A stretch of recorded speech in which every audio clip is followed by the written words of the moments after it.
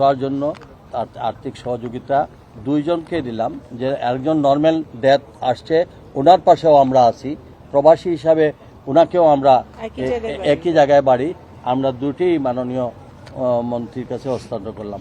আপনারা দোয়া করবেন আমাদের মাননীয় প্রধানমন্ত্রী জনাব তারেক রহমান এই তার দায়িত্বভার গ্রহণ করার পর থেকেই সমাজের সর্বস্তরের মানুষের পাশে, বিশেষ করে প্রবাসীদের পাশে উনি আছেন।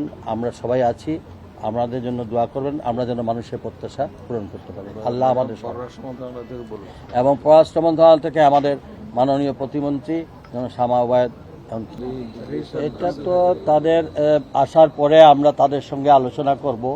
অনেক সময় আবার তারা ফিরে যেতে চাইবে, তারা ওই জায়গায় যাওয়ার জন্য আমাদের পক্ষ থেকে পররাষ্ট্র মন্ত্রণালয়ের মাধ্যমে যা যা করার আমরা করব।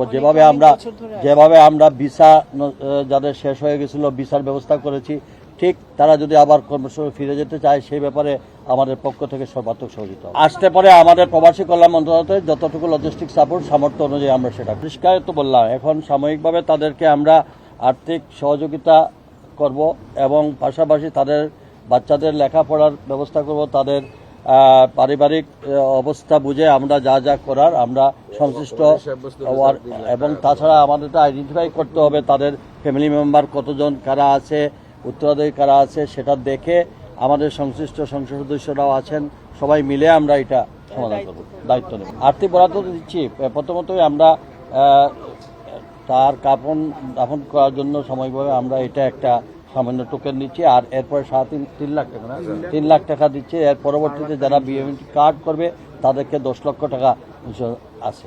এরপরে আমরা বিবেচনা করব আমাদের সরকার